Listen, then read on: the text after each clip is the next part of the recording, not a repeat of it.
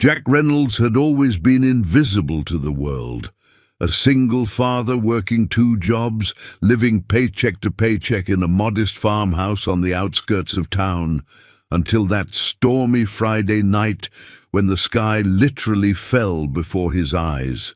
The key small aircraft plummeted into his cornfield, flames licking at the twisted metal as rain pounded the earth. Without hesitation, Jack rushed toward danger, pulling the unconscious woman from the wreckage moments before the plane exploded. He never expected that by morning his dirt driveway would be lined with black SUVs and helicopters circling overhead. Could this mysterious woman, now revealed as the billionaire CEO of the world's largest tech company, truly change everything for a man who had long ago stopped believing in second chances? Before we jump back in, tell us where you're tuning in from. And if this story touches you, make sure you're subscribed, because tomorrow I've saved something extra special for you. The alarm buzzed at 4:30 a.m. A harsh intrusion in the pre-dawn darkness. Jack Reynolds reached over with a calloused hand and silenced it before it could wake Lily in the next room. For a moment, he lay still, eyes fixed on the water stain that spread across the ceiling like a coffee spill. Another repair he couldn't afford to make. His body ached as he swung his legs over the side of the bed, the lingering reminder of yesterday's double shift. 42 wasn't old, but some days it felt ancient. Jack moved quietly through the familiar routine, the floorboards creaking beneath his weight as he navigated the hallway by memory rather than light. In the kitchen, Jack opened his worn leather wallet and removed a faded photograph. Sarah's smile looked back at him, frozen in time 5 years ago, before the cancer took her. His thumb traced the outline of her face, a ritual as essential to his morning as brewing coffee. "Morning, Sar," he whispered. Another day. The wallet held little else. His driver's license, a military ID from another lifetime, $11, and a crumpled receipt from Lily's asthma medication. Jack tucked the photo back where it belonged and started the coffee maker, its gurgle the only sound in the sleeping house. Jack assembled Lily's lunch, peanut butter sandwich, apple, the last granola bar from the box. He scribbled a note on a paper napkin. "Have a great day, kiddo. Science project looking amazing. Love, Dad." These daily messages were his attempt to be present when he couldn't physically be there. By 5:15, Jack was behind the wheel of his pickup, the engine protesting as he turned the key. The truck had over 200,000 miles and needed a new transmission, but like everything else in Jack's life, it would have to wait. The mechanically inclined part of his brain catalogued the concerning sounds as he drove through darkened streets toward Peterson's auto shop. "Morning, Jack." Earl Peterson nodded as Jack punched his time card at 5:30 sharp. "Got the Henderson minivan waiting. Needs new brake pads and rotors." Jack nodded, already reaching for his coveralls. "I'll get it done before lunch." For the next 6 hours, Jack disappeared into the familiar world of engines and parts. Here, problems had solutions. Unlike the stack of medical bills that still haunted him, unlike the mortgage payments that kept him awake at night, unlike the look in Lily's eyes when he missed another school event, cars made sense. You identified the problem. You fixed it. You moved on. At noon, Jack washed the grease from his hands, changed his shirt in the bathroom, and drove across town for his second job. The Silver Spoon Diner sat on the corner of Main and Elm, its neon sign flickering even in daylight. Jack parked in the back, nodding to Manny, the dishwasher, who was stealing a cigarette break by the dumpster. "Jack!" Rosa, the owner, called as he entered through the kitchen. "Table 6 has been asking for you. The Hendricks want to know if you can look at their son's college applications this weekend." Jack forced a smile. The Hendricks were good people, tipped well, and somehow got the impression that Jack, with his military background and what they called common sense wisdom, would be useful in guiding their son's future. They didn't seem to understand that Jack's own future was held together with duct tape and prayer. Sure thing, Rosa. Tell them I'll stop by Sunday if I can. 4 hours of refilling coffee cups, taking orders, and navigating the complex social web of small-town dining later, Jack checked his watch. 3 o'clock. Time to call Mrs. Rodriguez. She's fine, Jack, the elderly woman assured him over the phone. Doing her homework at the kitchen table, I made her a snack. Thanks, Mrs. R. I'll be there by 6:30. No rush, mijo. She is like my own granddaughter. Jack knew Mrs. Rodriguez meant well, but the words stung. Lily deserved more than an absent father and a kind neighbor. Sarah would have been disappointed in how things had turned out. 2 more hours at the diner, then Jack drove back to Peterson's for another 3 hours. By the time he pulled into his driveway at 6:45 p.m., exhaustion had settled into his bones like concrete. The modest 2-story farmhouse, his grandfather's legacy, and the only thing of value Jack hadn't been forced to sell during Sarah's illness, looked tired in the fading light, its white paint peeling, the porch steps sagging. "Dad!" Lily called as he entered. She sat at the kitchen table, her science project spread across the surface, a detailed model of an aircraft wing with handwritten notes about aerodynamics. At 12, Lily had her mother's intelligence and curiosity, traits that simultaneously filled Jack with pride and dread. Pride in who she was becoming, dread that he couldn't provide the opportunities she deserved. "Hey, kiddo!" Jack mustered the energy to sound enthusiastic. "That's looking great!" "Mrs. Rodriguez helped me with the calculations," Lily explained, her eyes bright. "Did you know that the curvature of the wing creates different air pressures? That's what makes planes fly. Is that right?" Jack set down his keys and took a moment to really look at his daughter's work. "Your mom would be impressed. She always said you'd be the scientist in the family." Lily's smile faltered slightly at the mention of her mother, but she nodded. "I think she'd like it." Jack checked the refrigerator. Milk running low, vegetables looking limp. Another grocery trip needed, another expense. He cobbled together a simple dinner, listening as Lily talked about school, her friends, her teachers. He asked questions, made appropriate noises of interest, while mentally calculating whether the electric bill could wait another week. After dinner, Jack helped Lily with her homework, then watched her brush her teeth and get ready for bed. Their nighttime routine was sacred, the one part of the day when Jack felt like he was doing something right. "Dad?" Lily asked as he tucked her in. "Are we going to be okay?" The question caught him off guard. "Of course we are. Why do you ask?" Lily shrugged, suddenly looking younger than her 12 years. "I heard Mrs. Rodriguez talking on the phone. She said something about the bank and you working too hard." Jack swallowed hard. "Mrs. Rodriguez worries too much. We're fine, Lily Pad. I promise." The lie tasted bitter, but he maintained his smile until he closed her door. In the hallway, Jack leaned against the wall, the weight of his promises pressing down on him. The letter from the bank sat on the kitchen counter where he'd left it this morning, the 3rd notice about the mortgage. 3 months behind now. Jack picked up the letter, read it again as if the words might have changed. They hadn't. With a heavy sigh, he placed it back on the counter and headed to his bedroom. Tomorrow would be another day, exactly like this one. Wake up, work, worry, repeat.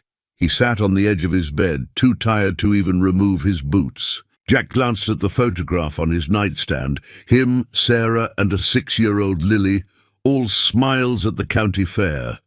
A lifetime ago. "I'm trying, Sar," he whispered to the empty room. "I'm really trying." Outside, Dark clouds gathered on the horizon, and a weather alert chimed on his phone. Severe thunderstorms expected overnight. Jack's last thought before sleep claimed him was that he should check the roof for leaks. Another task for another day that already didn't have enough. Hours. 60 floors above San Francisco, Alexandra Chen stood at the floor-to-ceiling windows of her corner office, watching fog roll beneath the Golden Gate Bridge. At 38, she had achieved what most would consider impossible: building Horizon. Technologies from a garage startup into a global empire valued at over $30 billion. The company's accessibility software had revolutionized how people with disabilities interacted with technology, earning her the cover of Forbes twice and a permanent place on lists of the most powerful women in business. Alexandra's reflection stared back at her. Sleek black bob, minimal makeup, the tailored charcoal suit that had become something of a uniform. A costume, really, for the role she played every day. The brilliant, untouchable CEO, Ms. Chen, her assistant's voice came through the intercom. The board is assembled in the conference room. Alexandra straightened her shoulders. Thank you, Michael. I'll be right there. She collected her custom tablet from her desk, a prototype not available to the public. The device contained the blueprints for Horizon's next leap forward. Neural interface technology that would allow people with severe mobility limitations to control computers using only minimal eye movements. The project, codenamed Icarus, represented 5 years of research and hundreds of millions in development costs. It was also the reason for today's meeting. The conference room fell silent as Alexandra entered. 12 faces turned toward her, the Horizon Technologies board of directors, all men over 50, except for one woman in her early 60s. Alexandra had long ago stopped noticing she was often the youngest person in rooms where the most significant decisions were made. "Good morning," she began, connecting her tablet to the presentation system. "I've called this meeting to discuss final preparations for the Icarus launch. As you know, we're 6 weeks out from the public announcement." For the next hour, Alexandra led the board through projections, technical specifications, and marketing strategies. She answered questions with precision, never revealing more than necessary. The board members nodded approvingly at the revenue forecasts.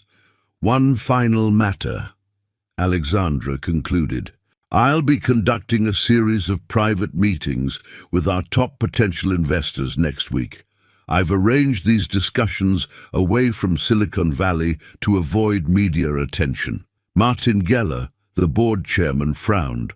"Where exactly?" "A small town in Oregon." "I'll be flying out tomorrow evening." "Commercial flight?" Geller asked. Alexandra shook her head. "I'll pilot myself. It's more discreet." Murmurs circulated around the table. Everyone knew Alexandra was a skilled pilot. Her grandfather had taught her to fly when she was 16, but her insistence on piloting herself, especially for business matters, remained a point of contention. "Alexandra," Geller said, using her first name to indicate he was speaking as a friend rather than chairman, "I understand your preference, but with the Icarus announcement approaching, perhaps it would be prudent to—" "Thank you for your concern, Martin." Alexandra cut him off politely but firmly. "My decision is made. Now, if there's nothing else—" The meeting adjourned and Alexandra returned to her office, where Michael waited with her afternoon schedule. "The weather report for Oregon doesn't look promising," Michael said, handing her a printout. "Thunderstorms expected tomorrow night." Alexandra barely glanced at the paper. "I've flown in worse." Michael hesitated. "There's also this." He handed her a business magazine. On the cover stood Victor Mercer, CEO of Mercer Technologies, Alexandra's chief rival. The headline read, "Mercer's next move. Will the tech giant finally overtake Horizon?" Alexandra scanned the article, which speculated about Mercer's rumored new product line. "Typical posturing," she said, tossing the magazine aside. "Victor's been trying to catch up since we launched our first accessibility platform. He's been making inquiries," Michael said carefully, "about Icarus." Alexandra's eyes narrowed. "What kind of inquiries?" "The usual corporate espionage attempts, reaching out to our engineers with job offers, probing our partners for information. Increase security protocols," Alexandra instructed. "And schedule a meeting with legal before I leave tomorrow." The rest of the day passed in a blur of meetings, decisions, and problem-solving. Alexandra moved through it all with practiced efficiency, never showing fatigue or indecision. By 7 in the evening, the office had emptied, but she remained, reviewing code for the Icarus project. Her phone rang, the private line few people had access to. "Hello, grandfather," she answered, her voice softening. "Xiao Zhen," her grandfather replied, using the Chinese nickname he'd given her as a child. "You're still working." "Just finishing up," she said, though they both knew it was a half-truth. "The weather looks bad for flying tomorrow," he said. At 84, Chen Weiming still tracked weather patterns with the diligence of the Air Force. Pilot he'd once been. "I'll be fine, grandfather. I learned from the best." A chuckle came through the line. "So stubborn, like your grandmother." A pause. "You should visit soon. The cherry trees are blossoming." "After the Icarus launch," Alexandra promised. 6 more weeks. "Life is what happens while you're busy making other plans," he quoted, as he often did. John Lennon. "I know, grandfather. I'll try to come sooner." After the call ended, Alexandra stood and stretched. She walked to her private washroom and splashed water on her face, studying her reflection. Sometimes, in rare moments of honesty with herself, she wondered if success had been worth the price.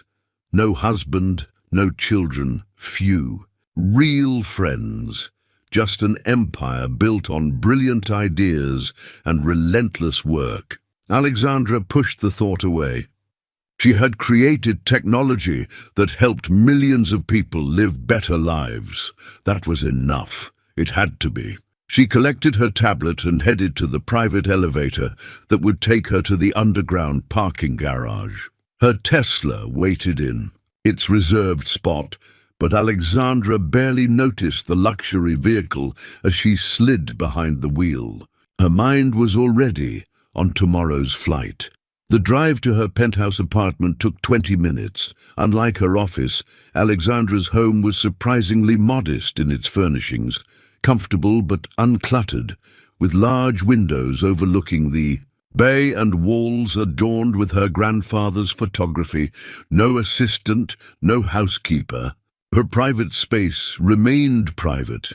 Alexandra poured a single glass of wine and sat at her kitchen island, opening her tablet. She reviewed the flight plan for tomorrow, a 2-hour journey to a small municipal airport near Riverdale, Oregon. From there, she would meet with 3 potential investors who controlled funds that could help expand Icarus globally. A notification appeared on her screen, an email from Victor Mercer.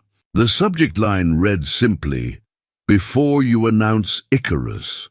Alexandra hesitated before opening it. "Alexandra," the email began without preamble. "Rumor has it your neural interface technology is ready for market. Before you make any announcements, I'd like to discuss a potential collaboration. Horizon's software expertise combined with Mercer's hardware division could create something truly revolutionary.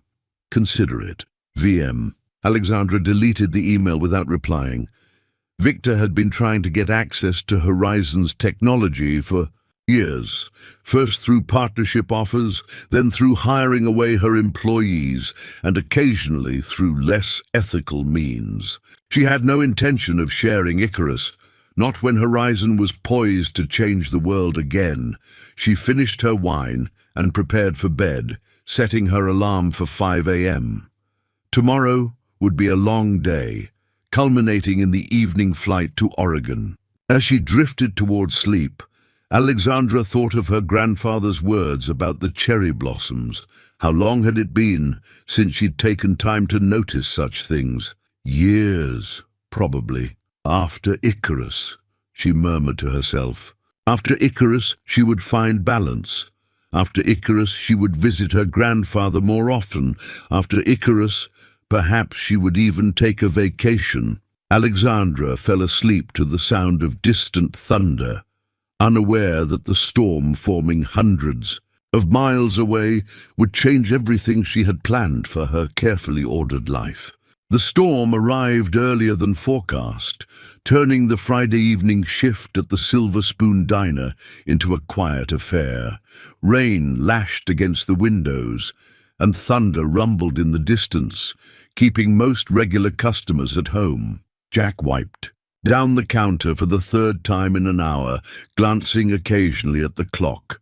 Rosa had already suggested he head home early, but Jack couldn't afford to lose the hours.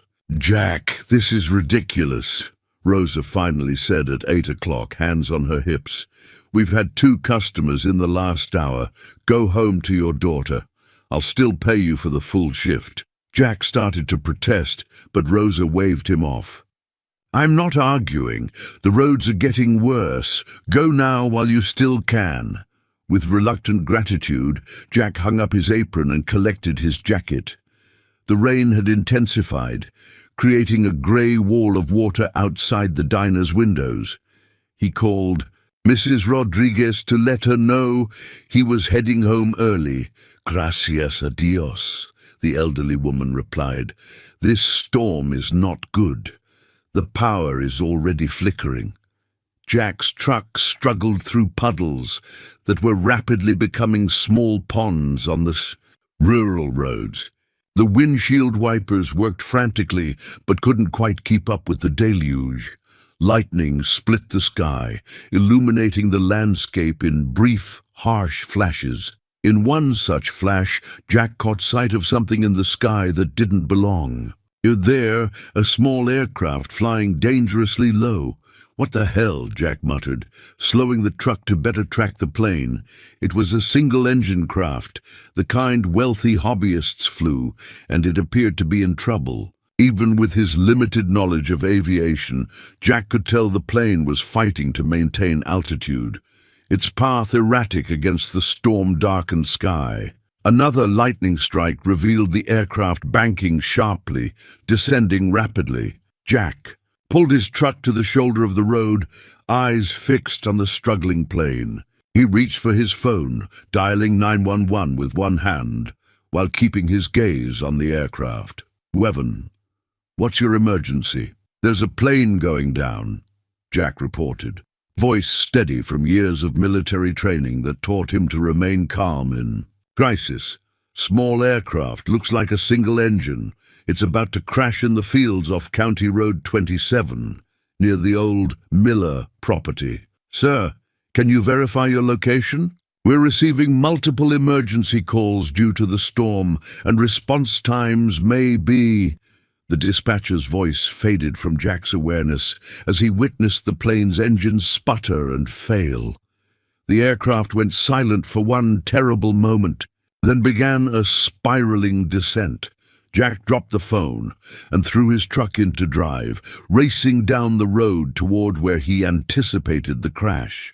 The plane disappeared behind a line of trees, just as Jack turned onto a muddy access road that cut through the cornfields. He heard the impact before he saw it, a sickening crunch of metal followed by a muffled explosion. When he rounded the bend, the crashed aircraft came into view, its nose buried in the soft, rain-soaked earth of his own cornfield. About half a mile from his house, Jack abandoned his truck and ran toward the wreckage, rain soaking him instantly. The plane had broken into several pieces, with the cockpit relatively intact, but the wings sheared off. A small fire had started, despite the rain, flames licking at the twisted metal near what remained of the engine. Years of army training took over. Jack assessed the scene, looking for the safest approach to the cockpit. The door was damaged, but not completely crushed. He could see movement inside. Someone was alive. The smell of aviation fuel permeated the air, mixing with the rain and mud. Jack knew he had minutes, perhaps seconds, before a larger explosion was possible. He worked his way to the cockpit door, finding it jammed but not completely sealed. With the strength born of urgency, he braced himself against the fuselage and pulled at the handle. Metal groaned in protest, but the door shifted slightly. "Hello? Can you hear me?" Jack shouted over the storm and the crackling flames. "I'm going to get you out." A faint moan came from inside. The pilot was conscious, at least partially. Jack redoubled his efforts, ignoring the sharp metal that sliced into his palm as he worked the door. With a sudden give, the door wrenched open enough for him to peer inside. A woman was strapped into the pilot's seat, head slumped forward. Blood trickled from a cut on her forehead, and her right arm was bent at an unnatural angle.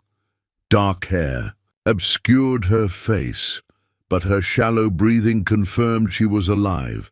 "Ma'am, I need to get you out of here right now," Jack said firmly, reaching for the seatbelt release. The plane could go at any moment. The woman stirred slightly, eyes fluttering. Open for a brief moment. "What happened?" she whispered. "Your plane crashed. I'm going to help you, but we need to move fast." Jack worked the seatbelt free and carefully assessed how to extract her without causing further injury.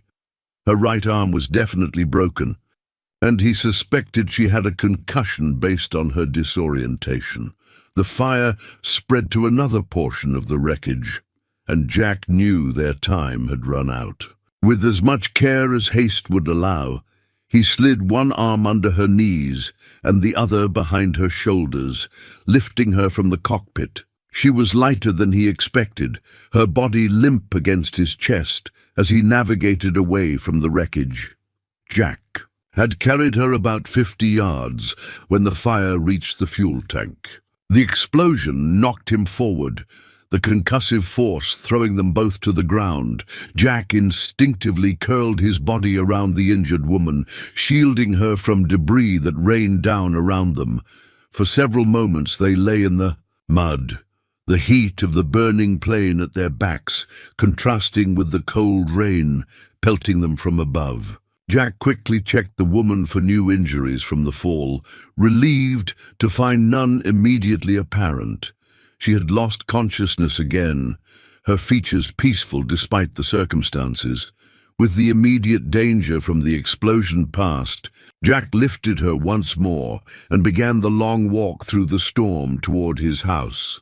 The rain had turned the fields to mud, making each step a struggle. Jack's muscles burned with effort, but he pressed on, driven by the knowledge that this woman's life depended on him. He glanced down at her face, illuminated briefly by another flash of lightning.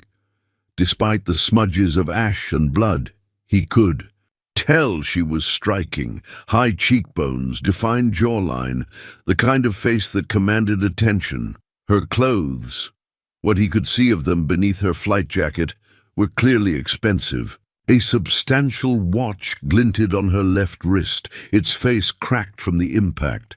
Jack's phone had been left behind in his truck, and he knew the rural emergency services would be overwhelmed by the storm.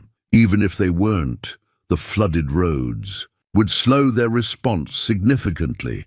The woman's best chance was the basic first aid he could provide at his house, until help became available. After what seemed like an eternity, Jack's farmhouse came into view. Lights glowed warmly in the windows, a beacon in the storm, As he approached the porch, the front door flew open and Lily appeared, eyes widening at the sight of her father carrying an unconscious woman. "Dad! What happened?" Lily gasped, holding the door wider. "Plane crash in our field," Jack explained, his voice strained from exertion. "Call 911 again. Tell them we have an injured pilot who needs immediate medical attention." Lily ran for the phone while Jack carried the woman to the living room sofa. Mrs. Rodriguez appeared from the kitchen, her hand flying to her mouth at the sight. "Dios mío, she's alive," Jack assured her, gently laying the woman down. "But she needs help. The storm's knocked out cell service, and I'm not sure an ambulance can get through the flooded roads." Mrs. Rodriguez nodded, already moving toward the bathroom. "I will get towels and the first aid kit." Jack carefully removed the woman's sodden flight jacket, revealing an elegant blouse underneath. He checked her pulse, steady but weak, and examined the break in her right arm. Not a compound fracture, fortunately, but it needed to be stabilized. Lily returned, her young face serious. "The 911 operator said all emergency services are backed up because of the storm. They'll send someone as soon as they can, but it might be hours." Jack nodded grimly. "Then we do what we can until they get here." Mrs. Rodriguez returned with towels, bandages, and an emergency blanket Jack kept from his army days. Together, they worked to make the injured woman as comfortable as possible, cleaning her wounds, fashioning a makeshift splint for her arm, elevating her feet to combat shock. Throughout their ministrations, the woman remained unconscious, her breathing shallow but regular. Once they had done all they could, Mrs. Rodriguez insisted on staying to help, settling into the armchair with her rosary beads while Jack kept watch by the sofa. "Dad," Lily whispered, kneeling beside him. "Who is she?" Jack shook his head. "I don't know, kiddo. Just someone who needed help." As the night wore on, the storm gradually began to subside. Mrs. Rodriguez eventually dozed off in the armchair, and Jack sent Lily to bed despite her protests. Every hour, Jack checked the woman's vital signs, noting with relief that her condition seemed stable. Sometime after midnight, her eyelids fluttered, and she briefly regained consciousness. "Where?" she murmured, confusion clouding her dark eyes. "You're safe," Jack assured her, his voice low and calm. "Your plane crashed. I brought you to my home. Help is coming." Fear flashed across her face as memories returned. She tried to sit up, but winced in pain. "Easy," Jack said, gently pressing her shoulder back down. "You have a broken arm and probably a concussion. You need to stay still." "My tablet," she whispered urgently. "From the plane, I'm sorry," Jack said. "There was no time to grab anything. The plane exploded shortly after I got you out." Distress crossed her features before exhaustion claimed her again, pulling her back into unconsciousness. Jack adjusted the emergency blanket around her and resumed his vigil, wondering who this woman was and what had been so important on that tablet. Outside, the storm continued its slow retreat, unaware it had set in motion events that would change multiple lives forever. Dawn arrived with tentative fingers of light pushing through the storm clouds. Jack, who had dozed fitfully in the armchair beside the sofa, awoke to the sound of movement. The woman was stirring, her eyes blinking open to take in unfamiliar surroundings. "Where am I?" Her voice was hoarse but carried unmistakable authority, even in confusion. "My home," Jack answered, leaning forward. "I'm Jack Reynolds. Your plane crashed in my field last night during the storm. Do you remember anything?" She raised her left hand to the bandage on her forehead, wincing. "Bits and pieces. The engine failed. I couldn't maintain altitude." Her gaze fell to her splintered right arm. "You pulled me out," Jack nodded. Got you out just before the plane exploded. I'm afraid there wasn't much left. A flash of alarm crossed her face. My tablet. I'm sorry, Jack said. There wasn't time to salvage anything. She closed her eyes briefly, processing this information. When she opened them again, her gaze was sharper, more focused. Alexandra Chen, she said, and I owe you my life, Mr. Reynolds. The name stirred a vague recognition in Jack. He'd seen it somewhere, newspaper headlines perhaps, or one of Lily's technology magazines. Jack is fine, he replied, and anyone would have done the same. A small, knowing smile touched Alexandra's lips. We both know that's not true.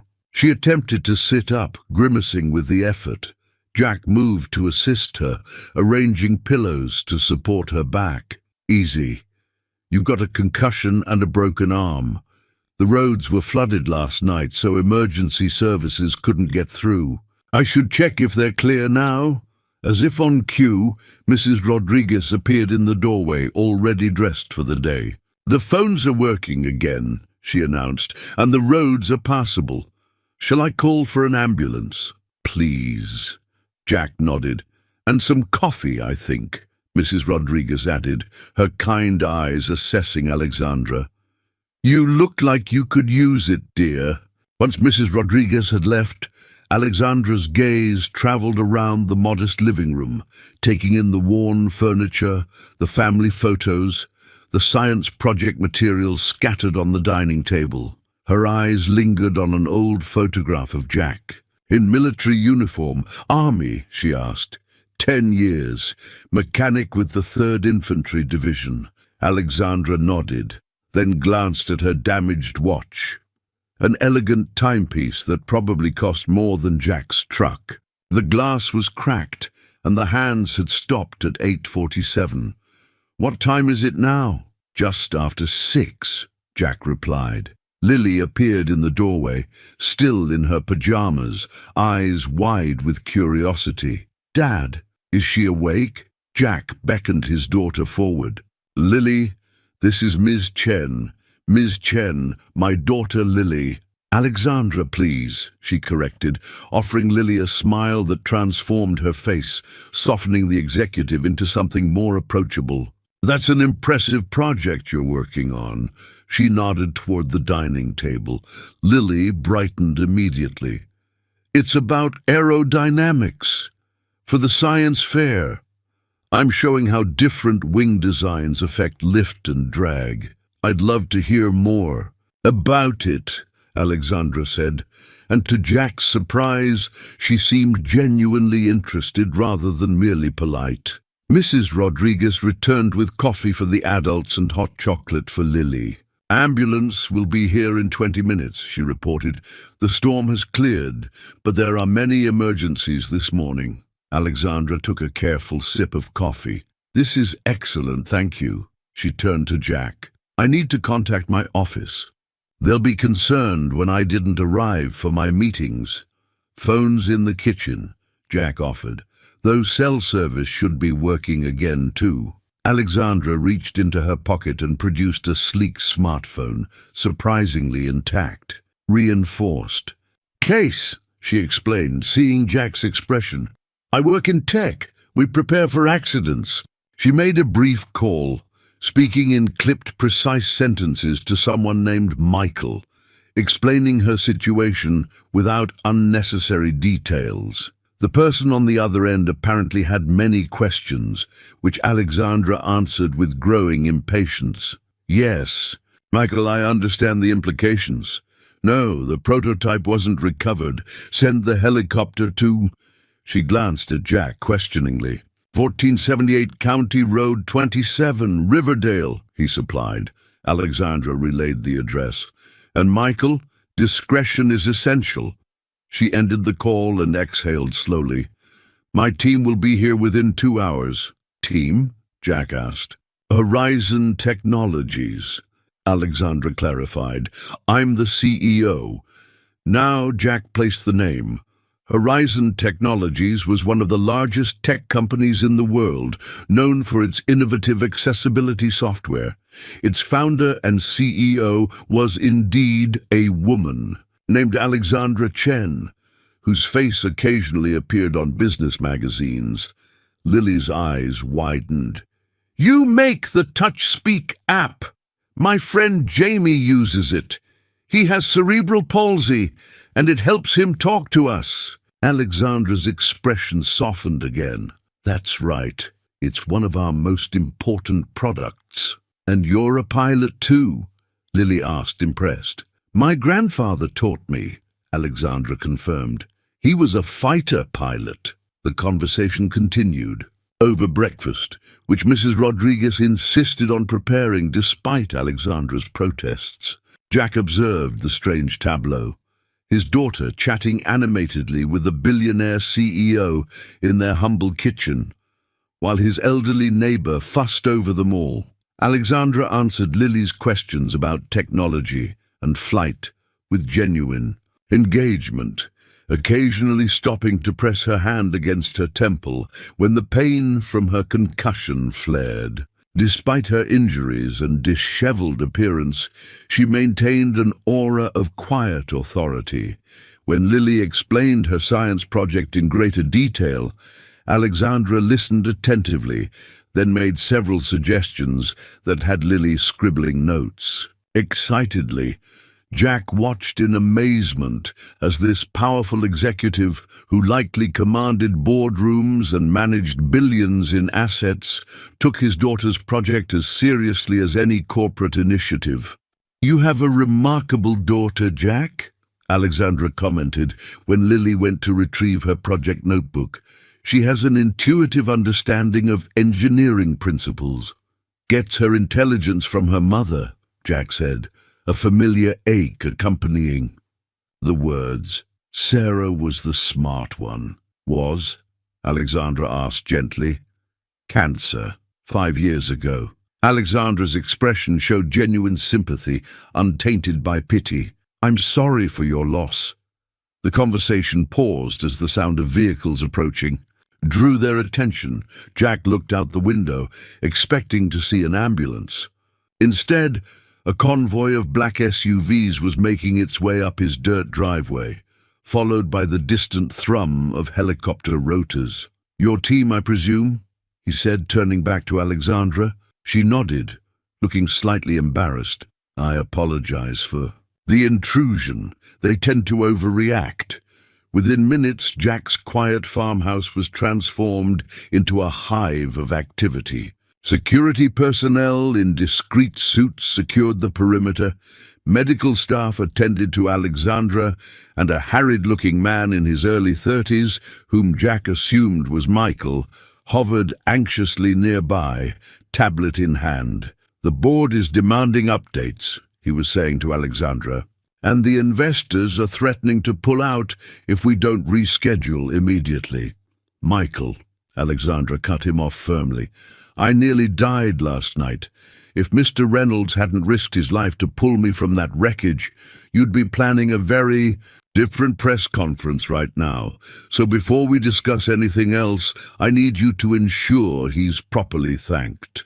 Michael blinked, then turned to Jack with newfound appreciation. "Of course, Mr. Reynolds, we're incredibly grateful.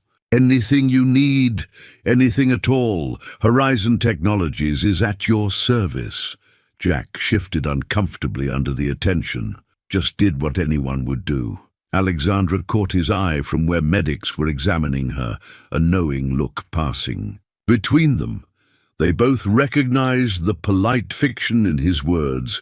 Not everyone would have run toward a burning plane in a thunderstorm. The weight of that shared understanding lingered between them as the medical team prepared to transport Alexandra to the waiting helicopter.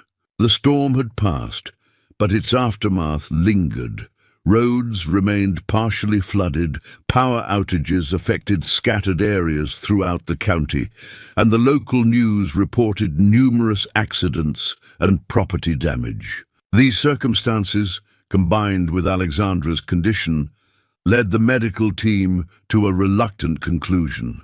While her injuries weren't life-threatening, transporting her to San Francisco immediately wasn't advisable. She needed at least 24 hours of rest before undertaking the journey.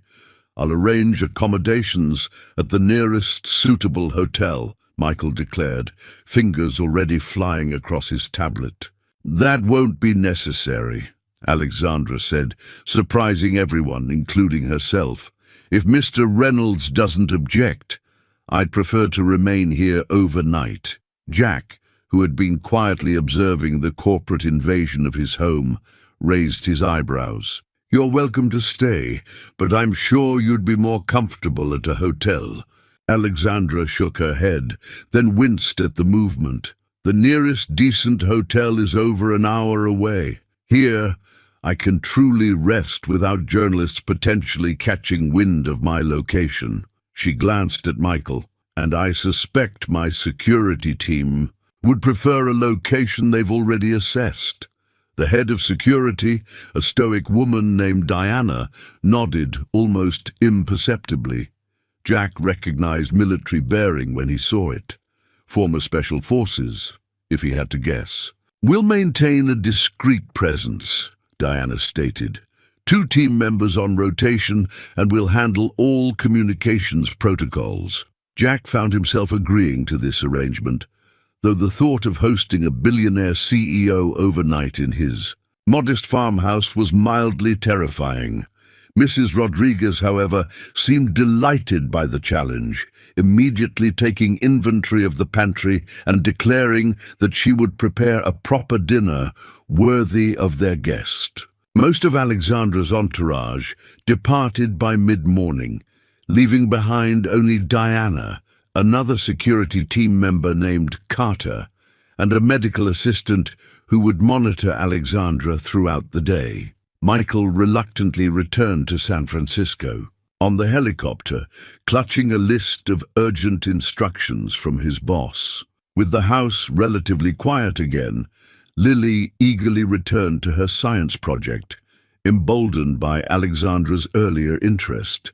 To Jack's surprise, Alexandra asked to be moved to the dining table so she could observe.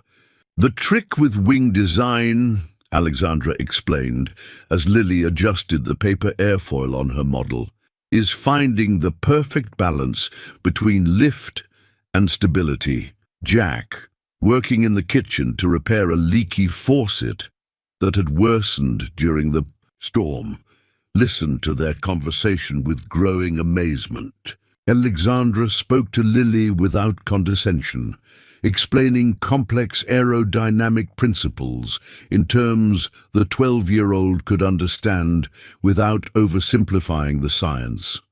"My grandfather would say that flying is just a constant negotiation with gravity," Alexandra told Lily. "You're not defeating it, you're just convincing it to make an exception for you for a little while." Lily giggled at this, carefully measuring the curve of her wing design. "Did your grandfather teach you how to build planes too? Or just fly them?" "Both," Alexandra smiled. "He was an engineer before he became a pilot. He always said you shouldn't. You fly anything unless you understand how it works." Jack finished with the faucet and wiped his hands on a kitchen towel. "Sounds like a wise man." "He is," Alexandra nodded. "He's 84 now and still designs model aircraft for fun." The conversation flowed naturally as the day progressed. Jack prepared lunch, refusing offers of help from the security team, who had apparently been instructed to arrange for catering. "In my house, we eat what I cook," he informed them politely but firmly. Alexandra seemed amused by his stubborn independence. During lunch, she observed Jack and Lily's easy rapport with obvious appreciation. "You two have a special relationship," she commented. Lily nodded earnestly. "Dad's the best. He works really hard so I can have everything I need." She lowered her voice to a stage whisper. "Even though I know we don't have a lot of money." Jack felt his face flush. "Lily, it's okay," Alexandra interjected smoothly. I grew up without much money either, Lily. My grandfather raised me after my parents died, and we lived very simply. Really? Lily's eyes widened. But you're super rich now. I Googled you while you were talking to your assistant. You're worth billions. Lily! Jack exclaimed, mortified. Alexandra laughed, the sound surprisingly light and genuine. It's fine, Jack.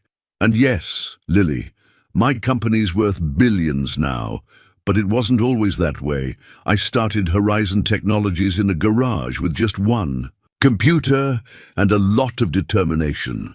As afternoon settled into evening, Alexandra received a package from one of her security team, a sleek metal case containing a replacement tablet. Jack watched as she powered it on, her expression shifting subtly from relaxed guest to focused executive. Her fingers moved across the screen with practiced efficiency, occasionally pausing to dictate notes or respond to messages. "I'm sorry," she said, catching Jack watching her. "I should be resting, but there are some matters I can't delegate." "No need to apologize," Jack assured her. "I understand responsibility." Their eyes met briefly in mutual recognition. Different as their lives were, they both carried weights that couldn't be set down easily. Mrs. Rodriguez outdid herself with dinner, preparing her special paella that was reserved for important occasions.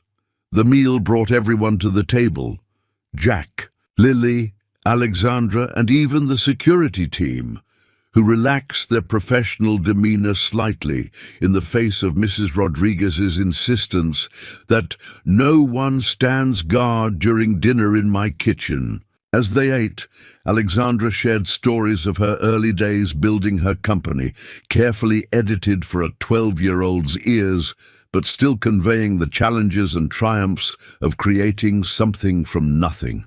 Jack found himself drawn into her narrative, impressed by her persistence and vision.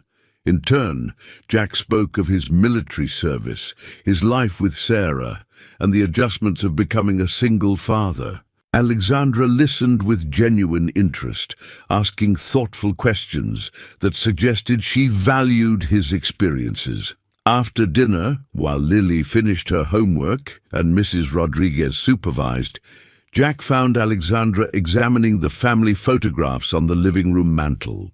"She looks like you," Alexandra commented, studying a picture of Sarah.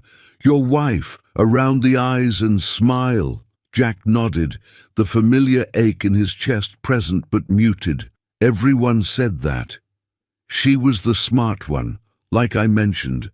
Environmental scientist, brilliant mind." "I'm sorry you lost her," Alexandra said simply. "It must have been incredibly difficult." "It was," Jack acknowledged. "Still is sometimes. But Lily needed me to keep going, so I did." Alexandra nodded, her gaze drifting to a photo of Jack's truck. "Is that the same vehicle you drive now?" "Good eye." "Yes, it was my grandfather's. Been restoring it for years, though it needs a new transmission I can't afford right now." "You're good with machines," Alexandra observed. "I noticed how you fixed that faucet earlier. Methodical, efficient. Military training?" "Partly," Jack shrugged. "I've always been able to figure out how things work, how to fix them when they break. Machines make sense to me," Alexandra smiled. "I understand that completely. People are complicated. Technology follows rules even when it fails." The evening wound down peacefully. Alexandra, exhausted from her ordeal despite her attempts to hide it, retired to Lily's room, Lily having enthusiastically volunteered to sleep on the couch for their special guest. Jack made up the sofa for his daughter, listening to her excited whispers about how cool Alexandra was and how amazing it was that she'd crashed right in our field. Later, after the house had grown quiet, Jack sat on the porch steps, watching the security team perform their discreet perimeter checks. The night was clear, stars emerging in brilliant contrast to the previous evening's storm. Jack found himself wondering about the strange twist of fate that had brought Alexandra Chen into their lives, and whether tomorrow's departure would be the end of their brief intersection with her world. Jack awoke to the rhythmic thrum of helicopter blades. Dawn had barely broken, painting the sky in muted pinks and golds as he stepped onto the porch. Two sleek corporate helicopters hovered above his property, while a small fleet of black SUVs lined his dirt driveway. The modest farmhouse that had sheltered generations of Reynolds family members suddenly seemed incongruously small against this display of corporate might. Diana approached from the security perimeter. "Good morning, Mr. Reynolds. Miss Chen's executive team has arrived to facilitate her return to San Francisco. She's asked to speak with you before departure." Jack nodded, still processing the surreal tableau of wealth and power descending on his humble homestead. Inside, he found Alexandra seated at the kitchen table, looking remarkably composed despite her injuries. She wore fresh clothes that had evidently been delivered overnight, simple but unmistakably expensive. Her right arm remained in a sling, but her overall demeanor suggested someone firmly back in command. "Jack," she greeted him, gesturing to the chair opposite her. "Please join me." He sat down, noticing the array of tablets and phones surrounding her, each attended by a different assistant. At a subtle signal from Alexandra, the staff retreated to give them privacy. "I wanted to thank you properly," Alexandra began, her voice carrying the quiet authority of someone accustomed to being listened to. "What you did, running toward danger rather than away from it, speaks volumes about your character." Jack shifted uncomfortably. "Anyone would have—" "No," Alexandra interrupted gently. "Not anyone. Trust me, I've spent my career assessing people's characters. What you did was extraordinary, and I don't use that word lightly." She nodded to Michael, who had materialized beside her with remarkable efficiency. He placed a leather portfolio on the table and retreated. "I've arranged for your truck to be repaired. New transmission, complete overhaul. The work begins today. I've also taken the liberty of addressing your mortgage situation. The bank has been instructed that your payments are covered for the next 3 months, providing you some breathing room." Jack stiffened. "Ms. Chen, Alexandra, I appreciate the gesture, but I can't accept charity." A hint of amusement flickered across her face. "It's not charity, Jack. It's compensation for saving my life, which is worth considerably more than a truck transmission and a few mortgage payments." Her expression softened. "Please allow me this small gesture. I respect your pride, but sometimes accepting help is its own form of strength." Before Jack could formulate a response, Lily burst into the kitchen, already dressed for school, but skidding to a halt at the sight of the corporate entourage visible through the windows. "Whoa," she breathed, eyes wide. "Are those your helicopters?" Alexandra smiled warmly at her. "They are! My team is eager to get me back to San Francisco." Lily's face fell slightly. "Oh, you're leaving now?" "I'm afraid I must," Alexandra confirmed. "But I wanted to thank you for sharing your home with me and for showing me your remarkable science project." Lily brightened at the mention of her project. "I'm going to try your suggestions today. The new wing design should definitely increase lift efficiency. I have no doubt," Alexandra said. She hesitated, then added, "Actually, I'd like to extend an invitation to both of you. Horizon Technologies is hosting a special event at our headquarters next month for the launch of a new product. I'd be honored if you would attend as my personal guests." Jack began to decline politely, but Lily's excitement was impossible to contain. "Really, in San Francisco, Dad, can we go, please?" Her eyes shone with the enthusiasm Jack hadn't seen since before Sarah's illness. Alexandra watched their interaction with a carefully neutral expression, though Jack caught the hopeful glint in her eyes. All expenses would be covered, of course, she added. Flights, hotel, everything. It would mean a great deal to me. Jack found himself nodding, unable to deny his daughter's excitement or, surprisingly, his own curiosity about Alexandra's world. That's very generous. Thank you. The next hour passed in a whirlwind of activity. Alexandra's team efficiently prepared for departure, while local media began gathering at the end of the driveway, word having spread about the famous CEO's presence. Jack watched with growing discomfort as news vans accumulated, their satellite dishes raised like periscopes, seeking a story. I apologize for the circus, Alexandra said, appearing beside him at the window. My PR team is arranging a brief statement that should satisfy them without revealing too much. What will you tell them? Jack asked. The essentials: aircraft malfunction, crash landing, heroic local resident. She smiled slightly. Unless you'd prefer to remain anonymous? Jack nodded.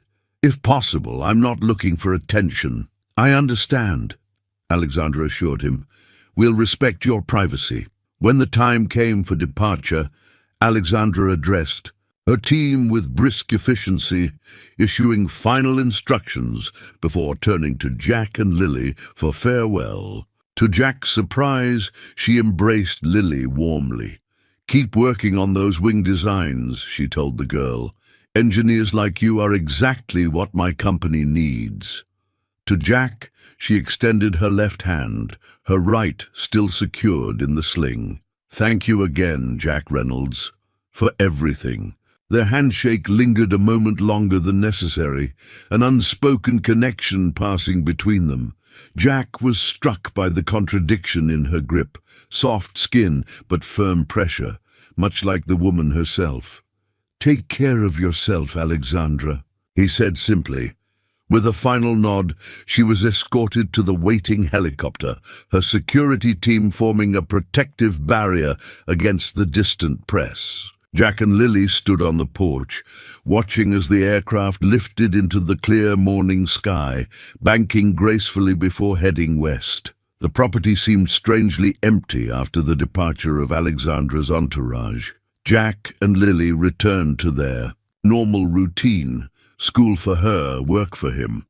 But the experience had left an indelible mark. Lily couldn't stop talking about Alexandra, recounting every detail of their conversations about flight and engineering. Jack listened patiently, though his own thoughts about their unusual guest remained private. 3 days later, a courier delivered an envelope containing plane tickets to San Francisco, hotel reservations at the prestigious Fairmont, and VIP passes to Horizon Technologies headquarters, all scheduled for the following month. Enclosed was a handwritten note on elegant stationery.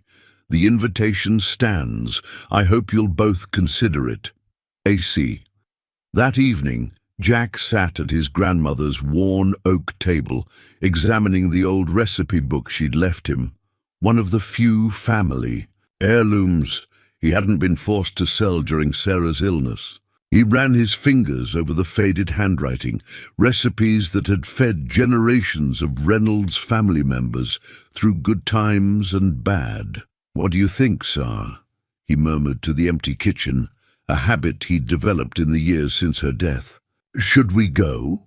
No answer came, of course, but as he leafed through the yellowed pages, Jack found himself lingering on his grandmother's note scrawled beside her apple pie recipe. Sometimes life gives you unexpected gifts. Don't be too proud to accept them. The following day, Jack called the number provided with the tickets and confirmed their attendance. Something had shifted in his carefully constructed world, and for the first time in 5 years, he found himself looking forward to the unknown. San Francisco greeted them with fog and a sleek town car waiting at the airport. The driver, professionally courteous, collected their modest luggage and ushered them into the vehicle's leather interior. Lily pressed her face to the window as they glided through the city streets, her eyes wide at the steep hills and colourful Victorian homes. "Dad, look!" she exclaimed repeatedly, pointing at cable cars, the distant outline of the Golden Gate Bridge, and the soaring skyscrapers of downtown. Jack smiled at her enthusiasm while battling his own discomfort. He had packed his father's cufflinks, the only item of value he'd kept besides his grandfather's truck and grandmother's recipe book, along with his one decent shirt and the tie he'd worn to Sarah's funeral. The clothing felt like inadequate armor for the world they were entering. The Fairmont Hotel rose before them in grand, historic splendor. Jack swallowed hard as the car stopped at the entrance, where uniformed staff immediately approached. "Mr. Reynolds, welcome to the Fairmont." The concierge greeted them.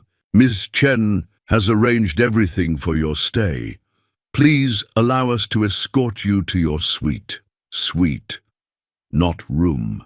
Jack nodded, maintaining a composed expression for Lily's benefit while following the staff through the opulent lobby. His daughter bounced alongside him, whispering excitedly about the chandeliers and marble floors. Their suite turned out to be larger than the entire first floor of their farmhouse, a spacious living area, 2 bedrooms, and a bathroom with fixtures that required explanation from the bellhop. Floor-to-ceiling windows offered a breathtaking view of the city and bay beyond. "Dad, this is amazing!" Lily exclaimed once they were alone, running from room to room. "Look at the bathtub, and there's a welcome basket with my favorite candy. How did they know?" Jack examined the elegant gift basket on the dining table, finding a handwritten note. "I hope you find everything to your liking. Looking forward to seeing you both tomorrow. AC." Somehow, Alexandra had remembered Lily's casual mention of her favorite chocolate during their conversations at the farmhouse. The thoughtfulness of this detail affected Jack more deeply than the luxury surrounding them. After settling in, they explored the area around the hotel, Lily insisting on riding. "A cable car, because we have to, Dad. It's what tourists do." They ate dinner at a small Italian restaurant, where Jack carefully calculated the bill against the spending money he'd brought, only to discover their meal had been taken care of by arrangement with the hotel. The next morning, another town. Car delivered them to Horizon Technologies headquarters, a gleaming tower of glass and steel with the company's distinctive Horizon Line logo emblazoned across its facade. In the vast lobby, a receptionist immediately recognized them. "Mr. Reynolds, Miss Reynolds, welcome to Horizon Technologies. Ms. Chen is expecting you." They were escorted to a private elevator that whisked them to the top floor. The doors opened directly into a reception area where Michael waited, tablet in hand as always. "Jack, Lily, welcome." He greeted them with genuine warmth that surprised Jack. "Alexandra is in a meeting that's running slightly over, but she's asked me to begin your tour. She'll join us shortly."